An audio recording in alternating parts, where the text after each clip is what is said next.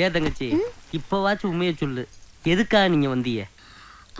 அது ஒண்ணு இல்லண்ணே, பசங்களுக்கு எல்லாம் காப்பாற்றலைவா, இவங்களை உங்க வீட்டுல விட்டுட்டு உங்களுக்கு பொண்ணு பார்க்க போலான்னு நாங்க வந்திருக்கோம். தம்பி, உனக்கு எப்படிப்பட்ட பொண்ணு வேணும்னு சொல்லு, நல்ல பொண்ணா பார்த்து நாங்க உனக்கு கட்டி வைக்கிறோம். கப்படாத தம்பி.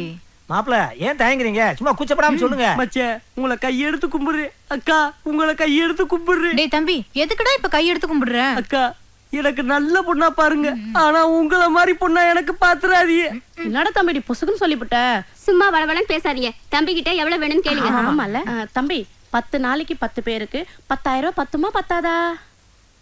விடுகதை போடுறாப்லயே கேக்குறாளே, சின்ன பிள்ளைய தானே. 10 நாளைக்கு என்ன 10,000 ரூபாய் பத்தாதா? எதா இருந்தாலும் அட்ஜஸ்ட் பண்ணிக்கிருவோம். அக்கா, விலைவாசினா தாறுமாறா ஏறி இருக்கு. ஒரு கிலோ வெங்காயம் 60 ரூபா.